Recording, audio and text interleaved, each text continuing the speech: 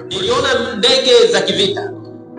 I saw airplanes zikiendeshwa na watu weupe by white people kutoka nje, from outside. Zikitoka kwenye anga la Tanzania. Ninaona majeshi ya ardhi ya nchi kavu. I see a big military. Ninaona vifaa vingi sana vya kivita.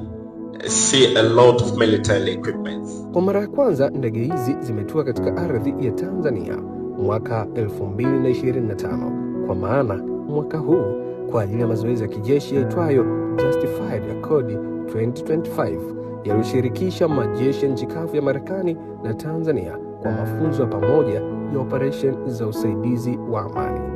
Marekani na Tanzania inaelezwa zimedhamiria kwa dhati kuimarisha usalama wa kikanda wa ushirikiano. Serikali ya Marekani imesaini makubaliano ya ushirikiano na Tanzania katika masuala ya kuimarisha jeshi, ulinzi wa amani na usalama wa nchi dhidi ya maadui. Ushirikiano huo uliosainiwa kupitia programu ya ushirikiano na vikosi vya majimbo vya ulinzi wa taifa pia utahusisha kubadilishana uzoefu katika uchumi, kilimo, afya na kijamii. Taarifa iliyotolewa katika ukurasa wa Instagram wa ubalozi wa Marekani Tanzania imeeleza ushirikiano huo unalenga kuimarisha uwezo wa taasisi na wataalamu wa pande zote, huku ukichochea maendeleo ya jamii na usalama wa wananchi.